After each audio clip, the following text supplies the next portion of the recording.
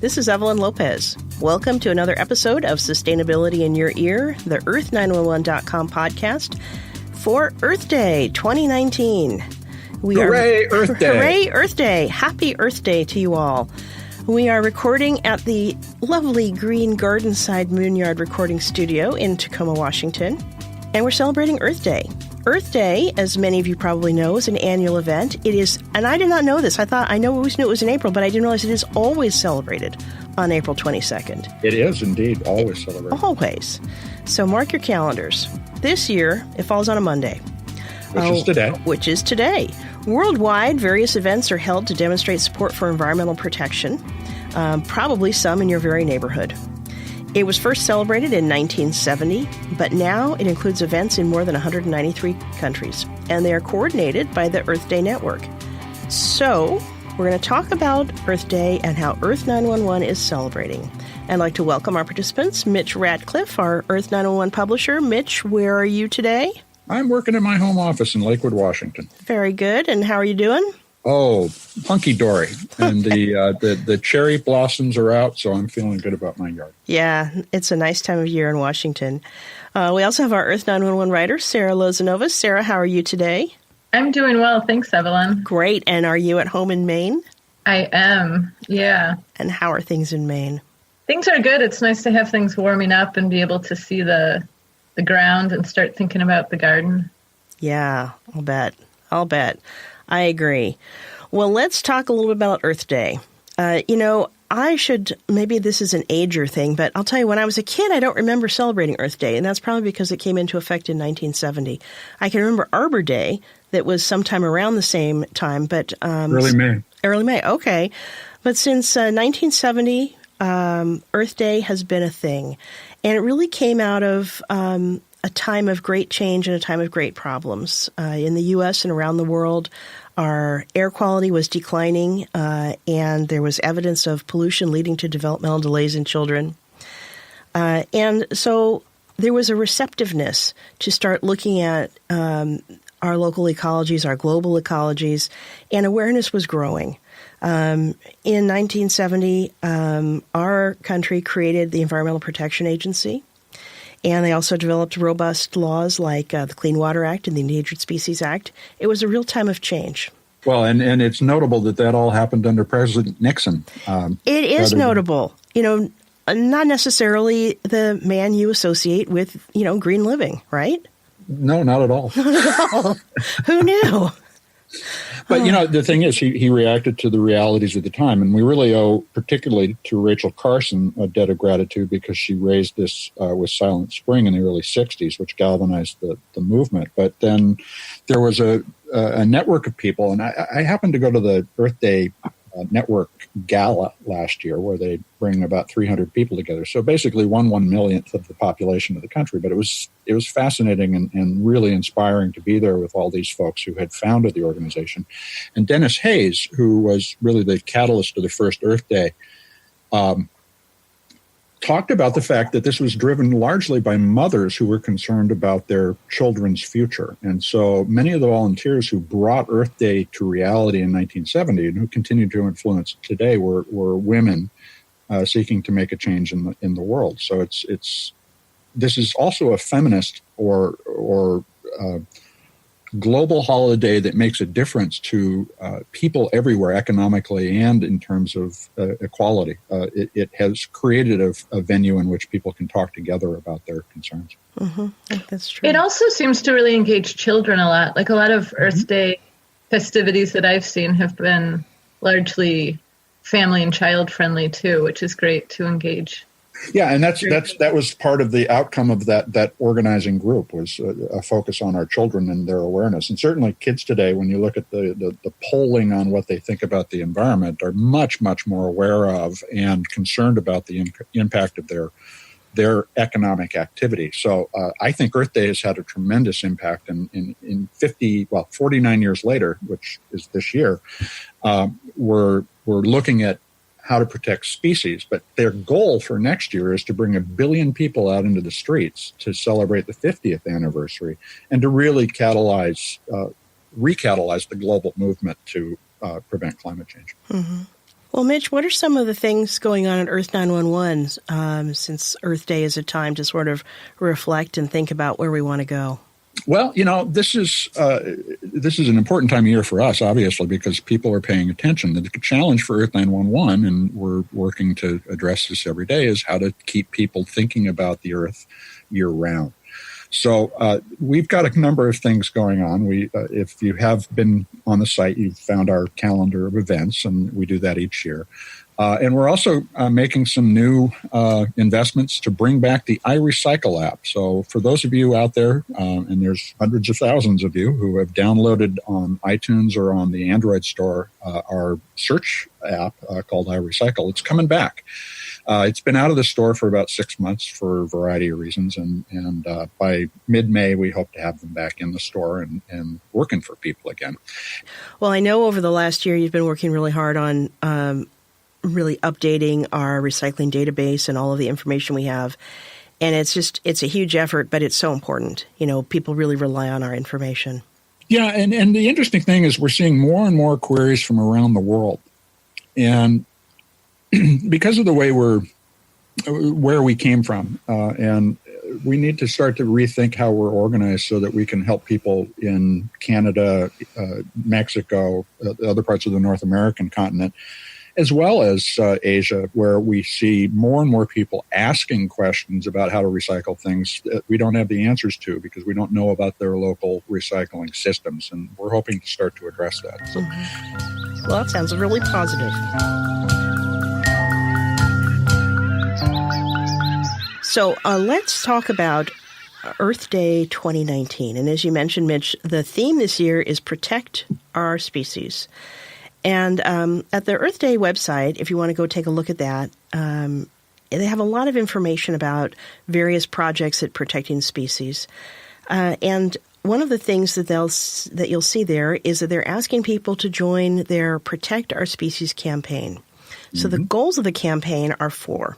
The first is to educate and raise awareness about the accelerating rate of extinction of millions of species and the causes and consequences of this phenomenon. So first, it's educate. Second, achieve major policy victories that protect broad groups of species as well as individual species and their habitats. So that's the policy piece.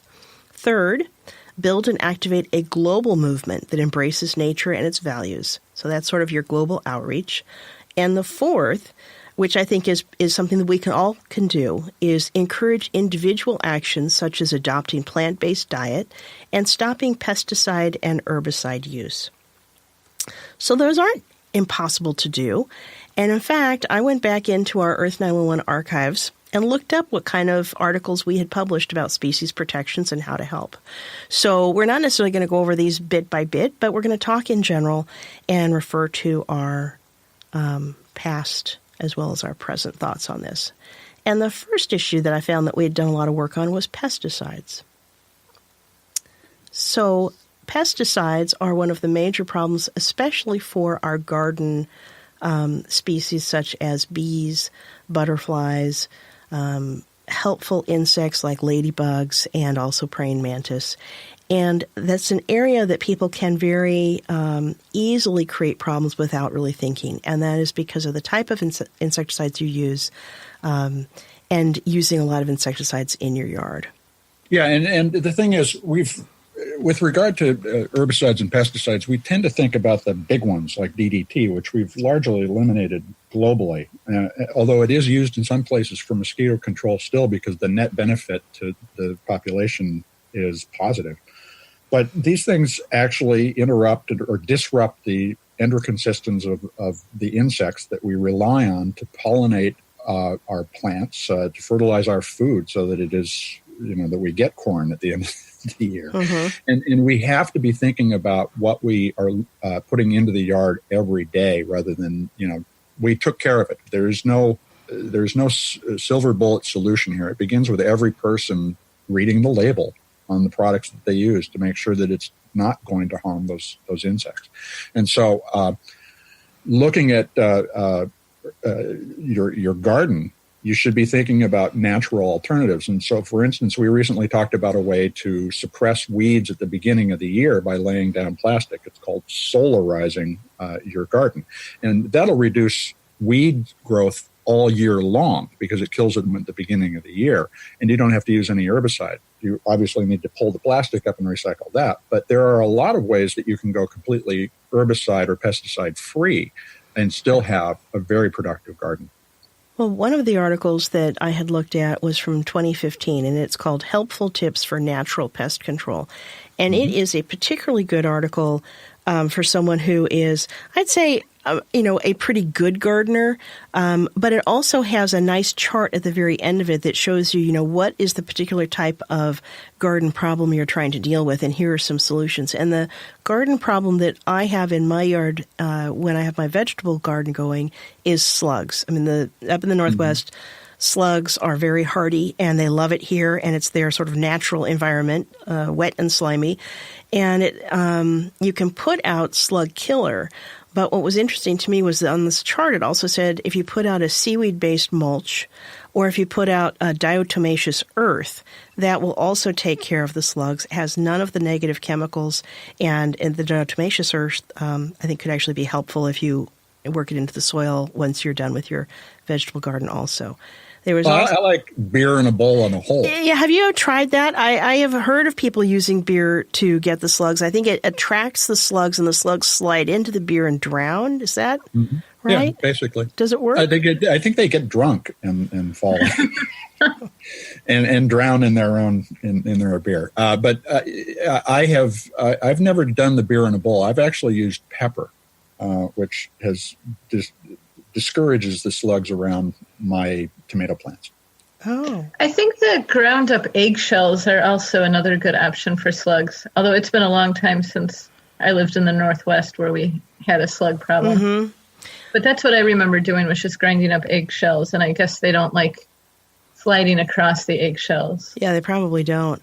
Well, I know that ground up eggshells are really helpful in your tomato plants too. If you tend to get the blossom rot, the calcium that gets into the plants will cure that right away. Mm-hmm. Sarah, you're a big garden person. What are some of the other natural gardening pesticide alternatives that you make use of?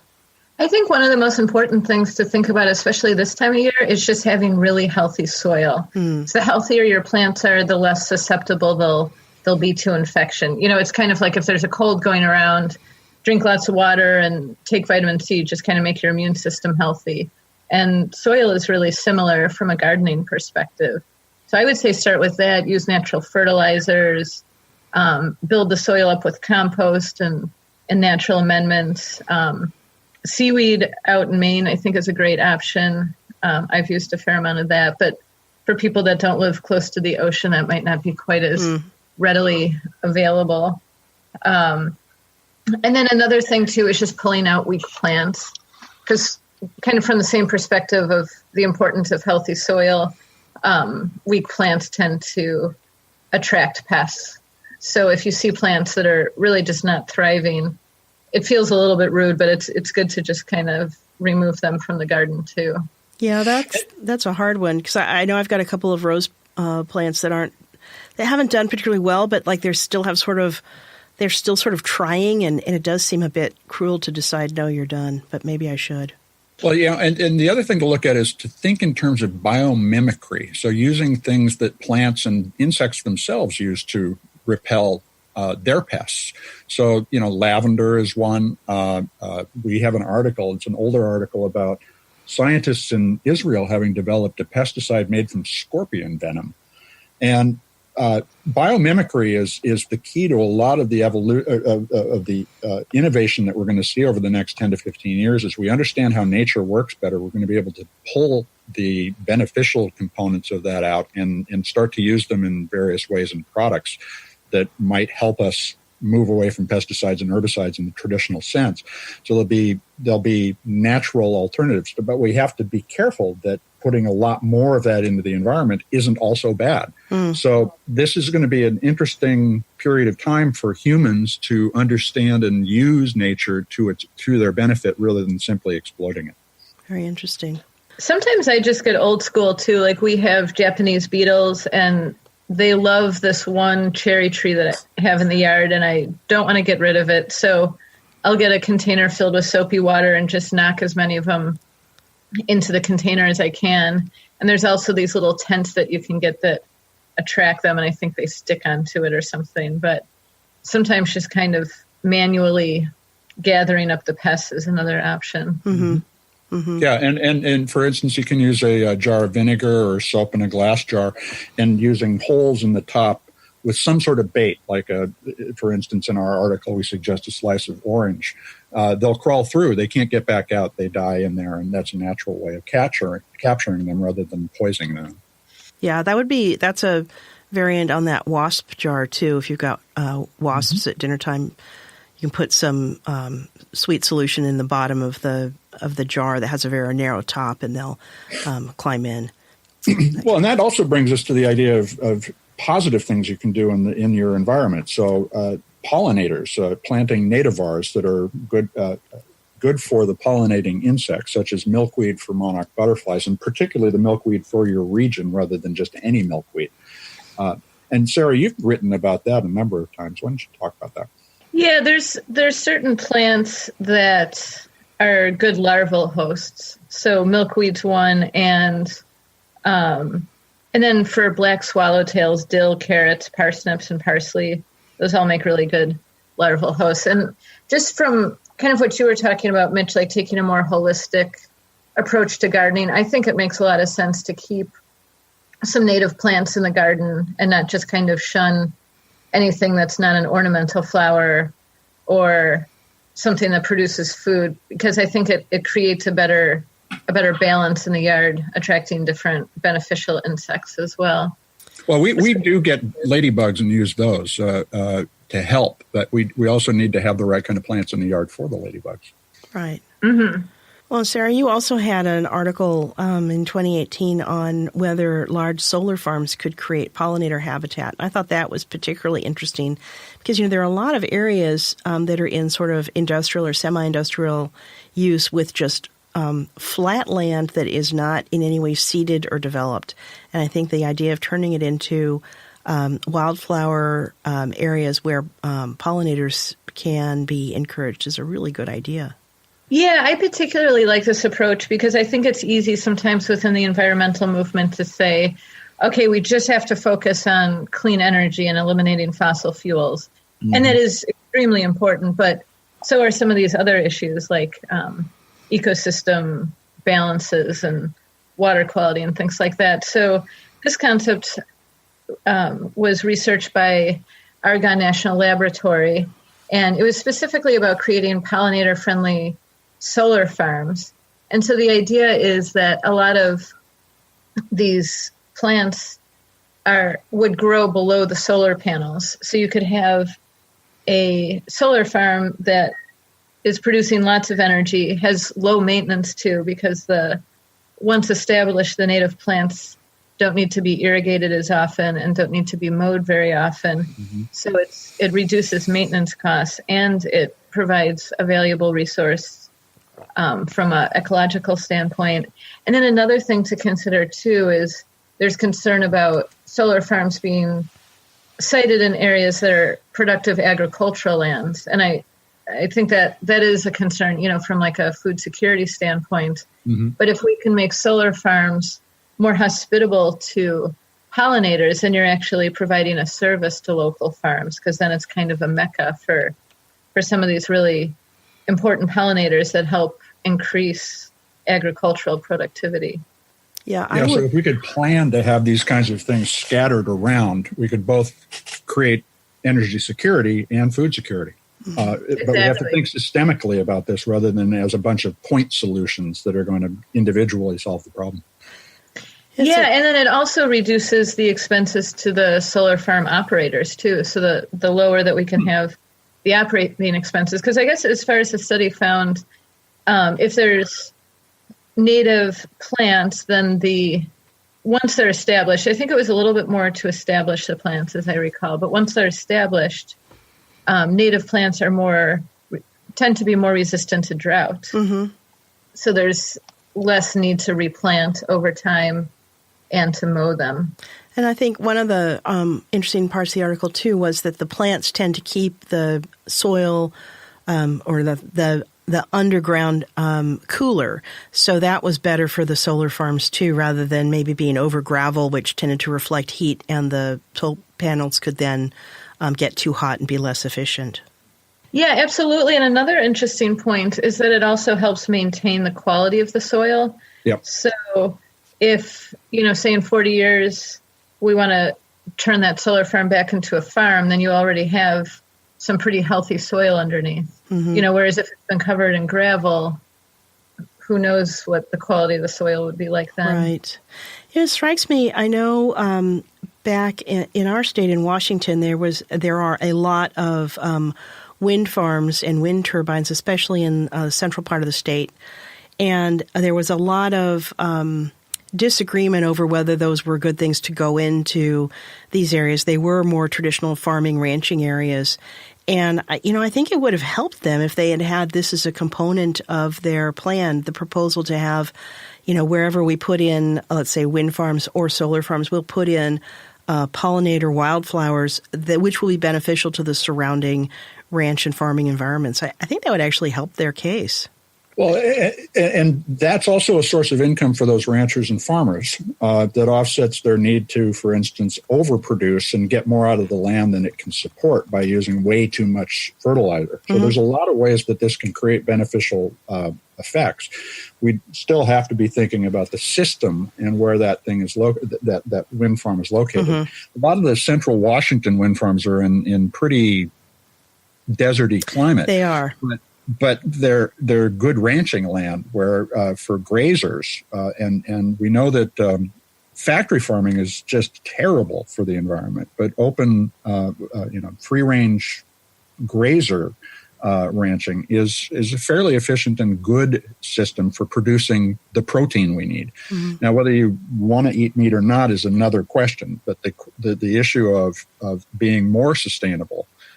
These ranchers are doing a better job than somebody who just goes about feeding everything around a single waste pond. Right. 10,000 cattle.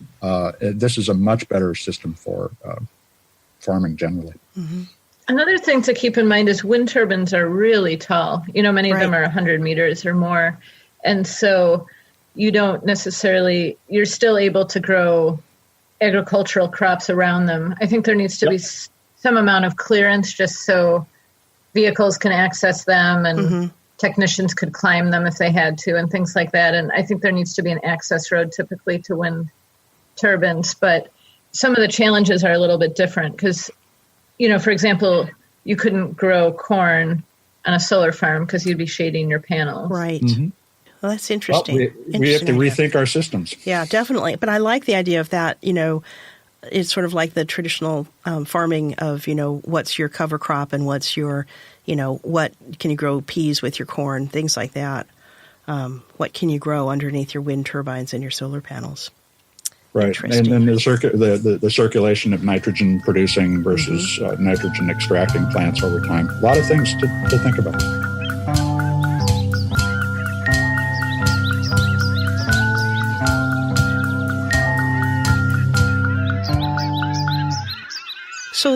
So we had talked a little bit about pesticides and also about habitat in terms of species, but we've also had a few articles that outline some of our bigger species related challenges.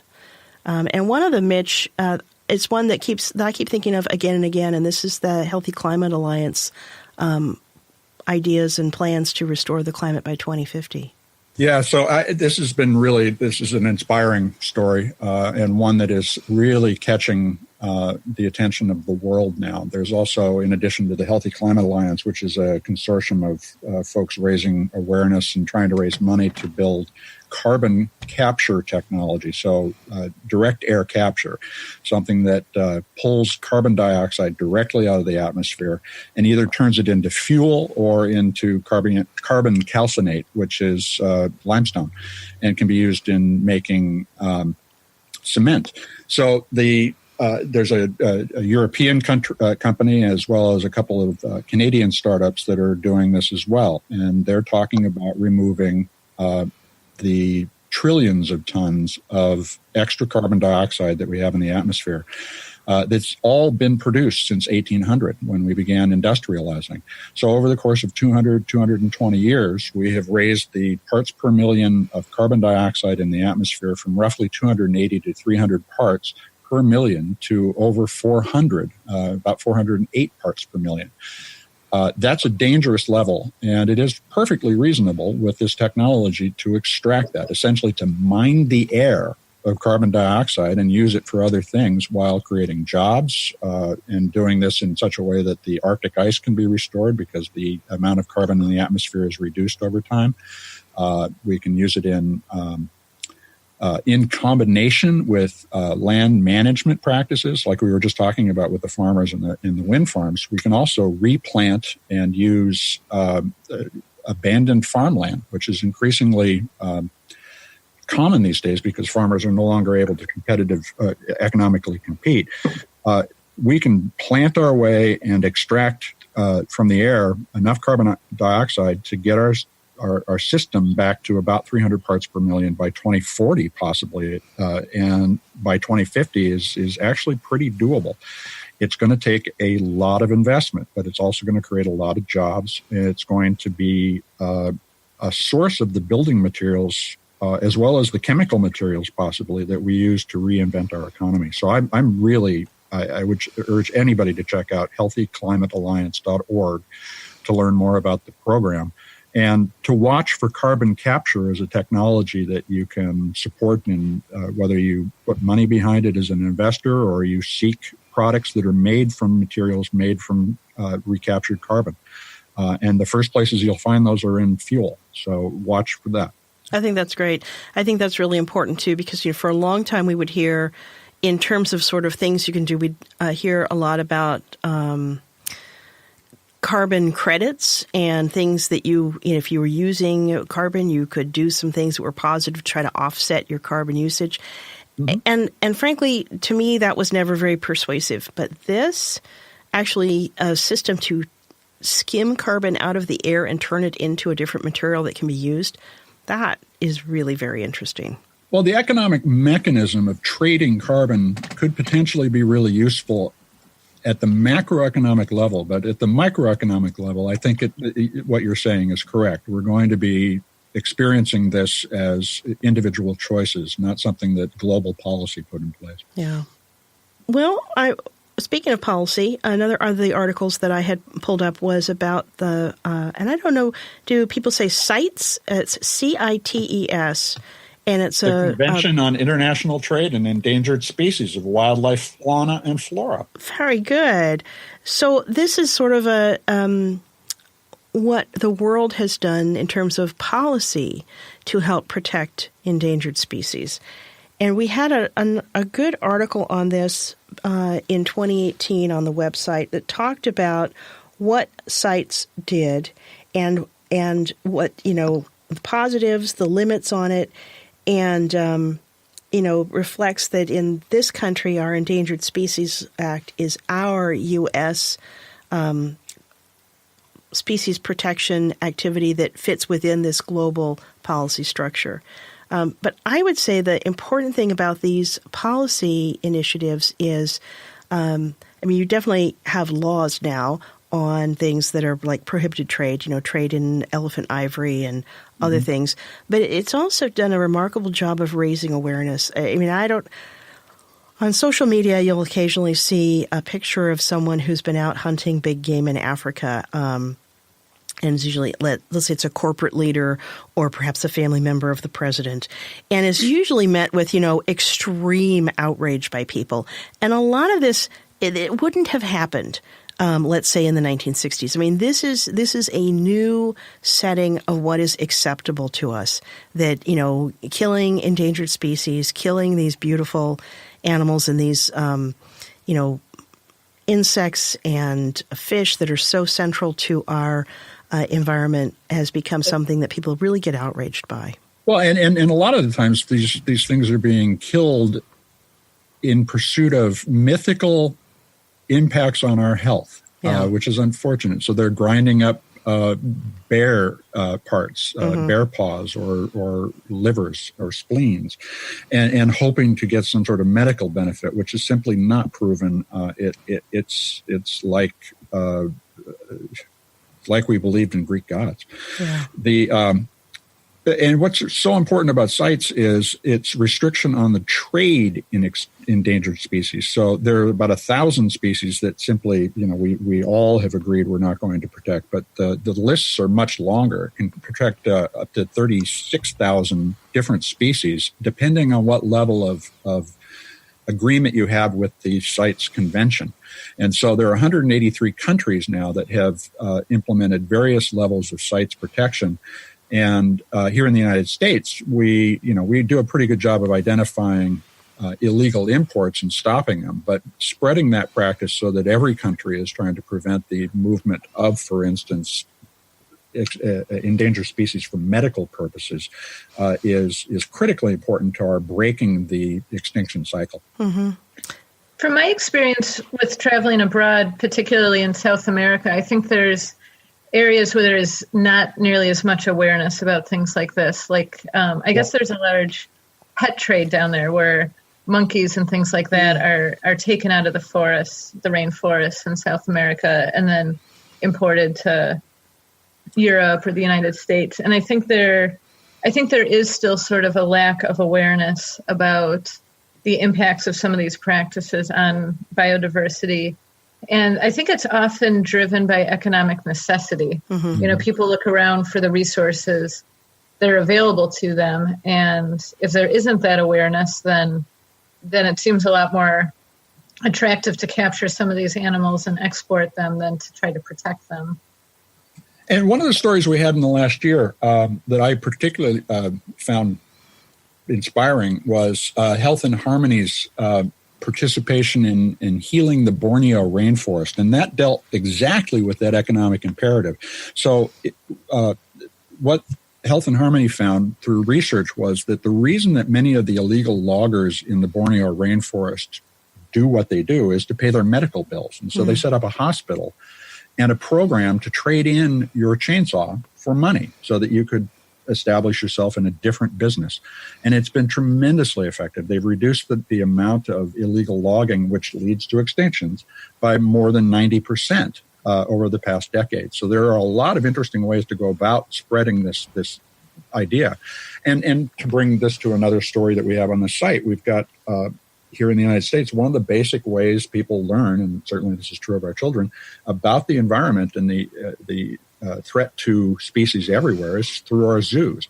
Zoos have a kind of fraught existence because they also represent our use of and sometimes abuse of animals, and we're getting better at that. But they are where we learn about and do outreach about climate stabilization and species preservation. So it's important to think about how we use educational systems like a zoo within society to get people to be aware of these threats. Mm-hmm. Absolutely. I actually volunteered at this amazing place. It's called Intihuatayasi, and it's in Bolivia in the Chapare rainforest.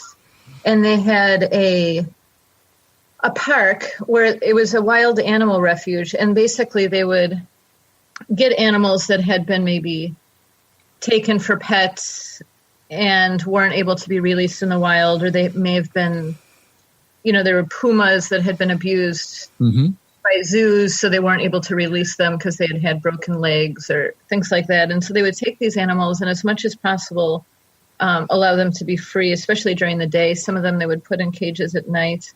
But it was amazing because there were all these visitors that would come, some of them international, some of them Bolivians. And it was a great way to just teach them about the animals and also about the importance of protecting them and some of the issues that were causing their demise. Yep.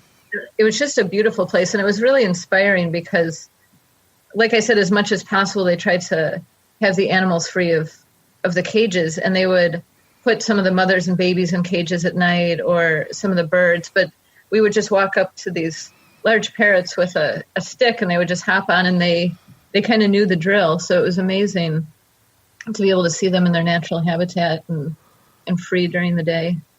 Well, if we could find more ways to mix humans and species, that would be great. That would be good. Well, so let's talk about the local impacts we've seen. I think that's another thing. Is Earth Day is a day to reflect on things. And Evelyn, you raised the question in some of our previous discussions about orcas in Washington. Right. So, right. When I was a kid, I used to go to my grandparents' house in Henderson Bay on the Olympic Peninsula and watch the orcas feed in Henderson Bay. And it was the most wonderful thing. You could go down to the beach and these huge animals almost lazily surfacing, breaking the water and going back down to hunt for fish or for plankton. It was just great. And over the course of the last 30 years, the pods that populate Puget Sound have decreased radically. In fact, they're at a 35-year low now. Right. It's all downhill. We're down to about 74 left, and 2 of them are expected to die this year, and they're suffering from starvation. Right. And that's because of dams that prevent Chinook salmon in particular, which are down 65% over the past 30 years past 10 years, excuse me. They're down 65% from the 10-year average of returning salmon at these various dams on the Snake and Columbia River, particularly the Bonneville Dam on the Columbia River. Right. Snake River. And watching these animals decline and knowing that I can't go out and see them anymore or have my children see them or my grandchildren see them is just so depressing. And we don't want to make Earth Day about how sad this is, but these are things we have to be paying attention to. When something as beautiful as an orca is starving to death in the midst of Puget Sound, there is something profoundly wrong, and we need to make a change. And I think the thing is, changes are possible. It takes money. Yeah. So, there's been litigation for years to remove the dams off of the rivers or come up with alternatives because of their impact on the fishing stocks. It's a question of priorities. What is the greater priority? Where are you willing to put your money? The same thing, I read one article also questioning, and I don't know that this is a huge driver, but it could be, and that is how much fish we humans are now consuming. Because it's been, it's healthful, it's good, and people are eating just a lot more fish and more than the traditional fish populations can really manage. And so there was a suggestion of, is Washington going to limit its commercial fishing for the next couple of years? Or is Alaska going to limit its commercial fishing for the next couple of years to let some of the salmon stocks repopulate? And so far, that is not on the list of ideas. Well, another thing having to do with the carbon capture approach is we can use some forms of iron salting of the ocean to encourage the growth of plankton, which will help to bring these fish populations back. And in fact, in the two scenarios where they've tested it, fish populations have soared in those areas. Now, whether they're coming from other places to eat or whether they simply are growing more there is a question they haven't answered yet. But we have to think about not only the economics of fishermen's lives or the interest anglers have in going out and catching a fish. We have to be thinking about the rest of the food chain as well. And so, in addition to people eating fish in Puget Sound, we also know that the fish are just shot through with chemical pollution from our drugs, and particularly our drugs. So you can now test fish in Puget Sound and find antidepressants in them. And another one is estrogen. So these are disruptors of reproductive cycles. So we have to think about our pollution of the environment as well as the fish stocks themselves. Yeah. In Maine, there's been an amazing comeback of fish that migrate up the river to spawn. Like in my area, in the last 10 years or so, it's been just remarkable, particularly alewives, river herring, but also the American shad and Atlantic salmon and Atlantic sturgeon. Like there's just been an amazing comeback from, I think it's mostly from finding ways for fish to cross dams and also from removing dams and changing policies. But I took my kids to see the alewives run on the Damariscotta River last year, and it was just pure fish. Wow. It was phenomenal. I've never seen anything like it. And I had heard that just 5 years before, it wasn't like that. So something's working here. Good. Life in proliferation. Yeah. It's really remarkable when you see them all swimming up this fish ladder, and that's one of the things that I think was done, is that a large fish ladder was restored and put into this dam on this river, and it's been really effective. And the other thing is that the fishing communities in along the Grand Banks have been cooperating for about 15 or 20 years now to reduce their overfishing. And I happen to have been involved with an organization called the Chaotic Commons that worked out the relationship between lobster and cod fishermen, so that they would stop shooting at one another because they were both destroying the other's fishery. And, that has resulted in both an improvement in the cod stock in that region. Globally, it's in trouble. And better economic outcomes for the fishermen. So we can think about this to include humans. One of the big items of rhetoric coming from the anti-environmental movement right now is that we're trying to return to a pre-modern time. And that's simply not what we're talking about here. We're talking about doing this in a sustainable way that will help the environment recover. And policy can have a huge impact on that, but we have to find policy that everybody can participate in. And that was what we managed to do with the Chaotic Commons for a while. But again, that is just one approach among many. There's no silver bullet here. There's a combination of policy, practice, and the simple awareness of what we're doing when we're shopping to contribute to all of these things that we need to be aware of on this Earth Day.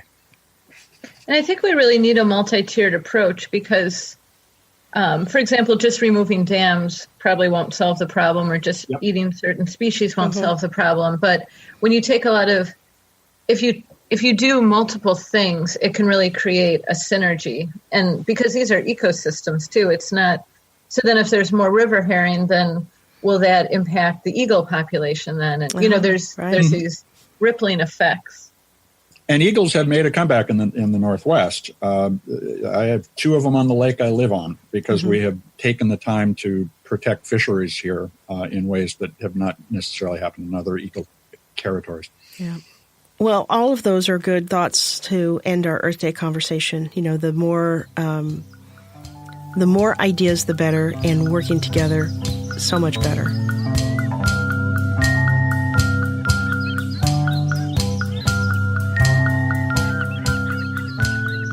So let's turn to Earthling questions.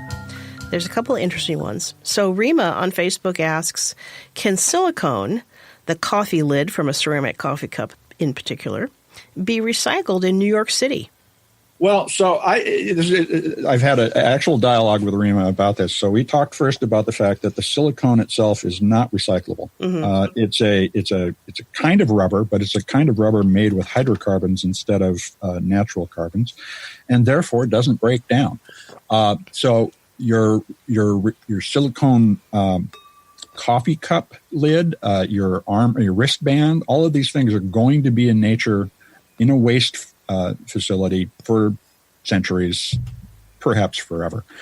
But she is making an effort to replace the disposable coffee cup and lids, and that actually does make a difference. So she asked in a follow-up question, does it make, is this actually offsetting what I would do if I were to go to Starbucks or whatever coffee shop and get the plastic lid every day? And certainly it is.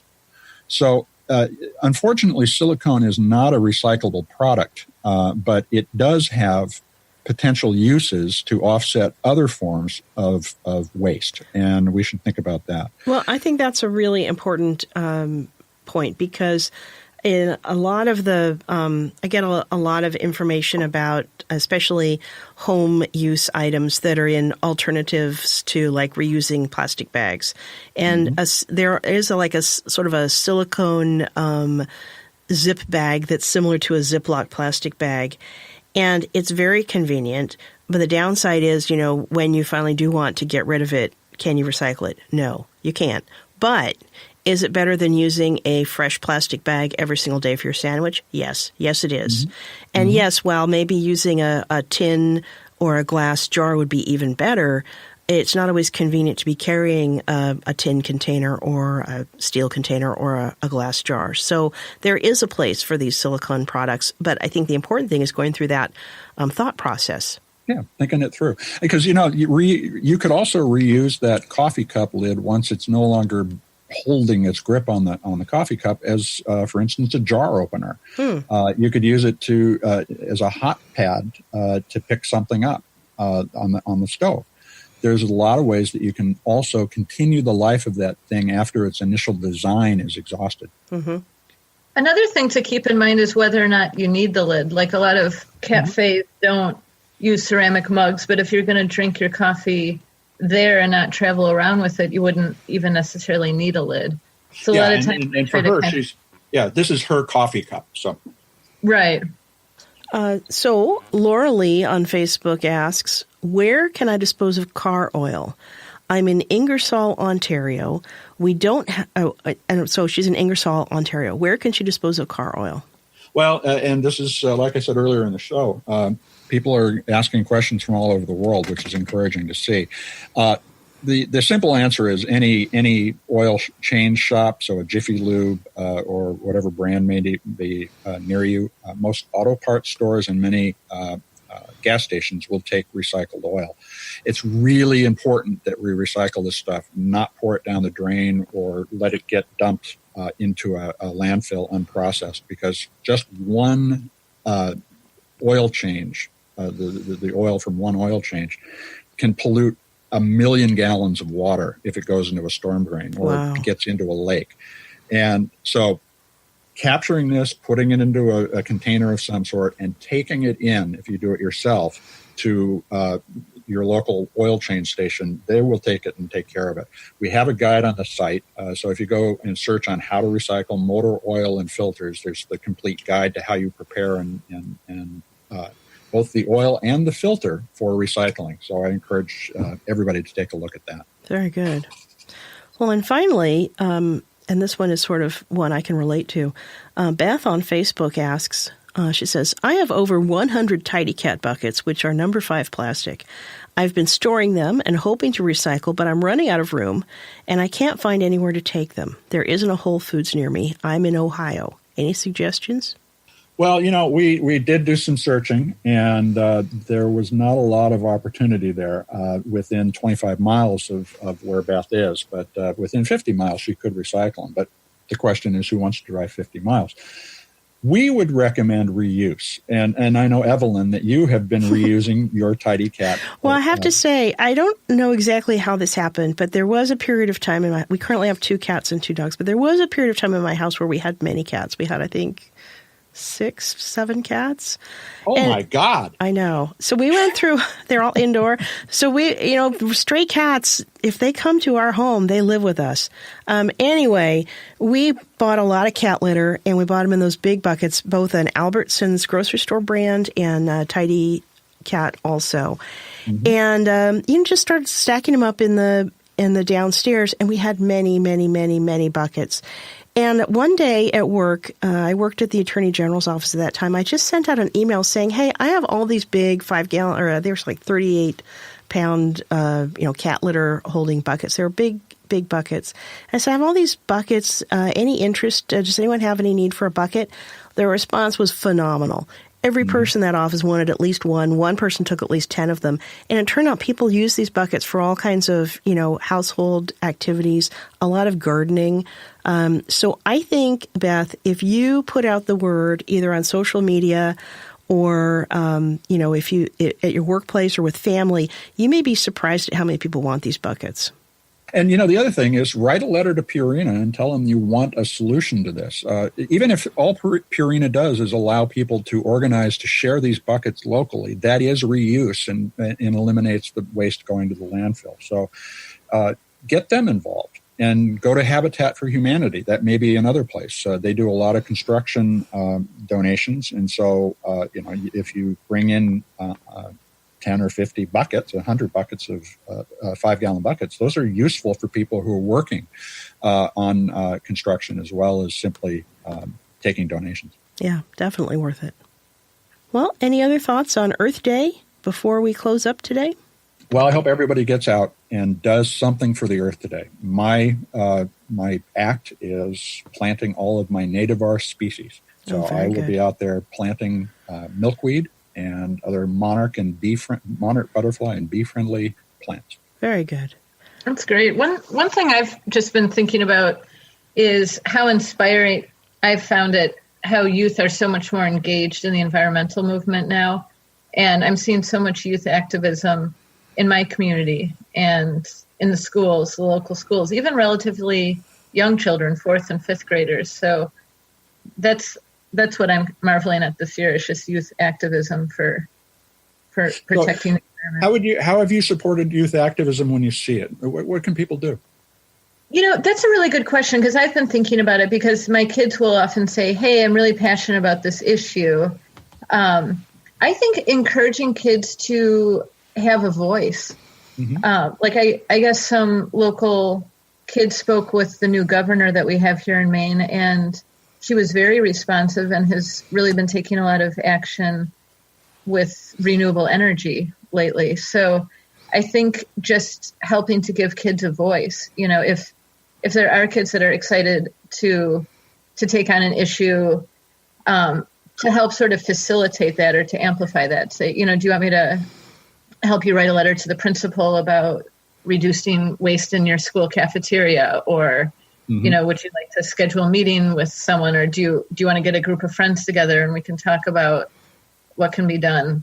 Really encouraging them to take action instead of just saying, yeah, that's too bad. That's good. That's great. Good advice. What about you, Evelyn? What are you going to do? I'm not sure what I'm going to do for Earth Day, although I'm sort of challenging myself to say whether I want to be, just out wishing everyone a happy Earth Day on Earth Day. But definitely I've got some yard work around the house, so I may do that if nothing else. And we're continuing our efforts to eat a few more plant-based meals every week than we used to, so that's been going pretty well. We'll probably continue that. Yeah, that's one I'm doing too. Yeah. Well, that's it for this episode. Well, happy Earth Day, everyone. I wish everyone you see today happy Earth Day. And if you want to let us know what you've done for Earth Day, we would be delighted to hear from you. You can send us an email at feedback@earth911.com. And you can always find us on all of your podcasting outlets like iTunes, SoundCloud, Spreaker, iHeartRadio, YouTube, and of course, always at our earth911.com website. We'll see you next time. Happy Earth Day, everybody. Happy Earth Day.